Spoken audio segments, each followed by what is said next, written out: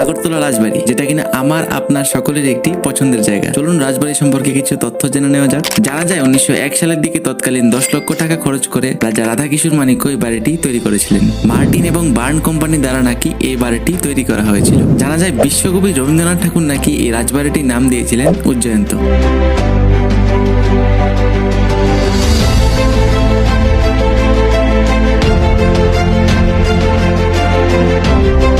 কিন্তু আসল উজ্জয়ন্ত প্রাসাদটি নাকি রাজা ঈশানচন্দ্র মানিক্য আগরতলা থেকে প্রায় 10 কিলোমিটার দূরে স্থাপন করেছিলেন। তবে বর্তমান প্রাসাদটি কিন্তু আগরতলা শহরের একদম কেন্দ্রস্থলেই রয়েছে। এই রাজবাড়িতে নিচে ও উপরে রয়েছে সুন্দর পরিপাটিভাবে সাজানো জাদুঘর। এই জাদুঘরে রয়েছে ভারতের বিভিন্ন রাজ্যের প্রত্নতন্ত্র চারুশিল্পের অনেক নিদর্শন। এই প্রাসাদটি মূলত উত্তর পূর্ব ভারতের সম্প্রদায়ের জীবনধারা, শিল্প, সংস্কৃতি, ঐতিহ্য এবং কারুশিল্প প্রদর্শন করে। বর্তমানে এই রাজবাড়িটি কিন্তু বহু দেশি এবং বিদেশি পর্যটকরা দেখতে আসেন। ভিডিওটি ভালো লাগলে অবশ্যই শেয়ার করে দেবেন এবং আপনি কোন জায়গা থেকে দেখছেন অবশ্যই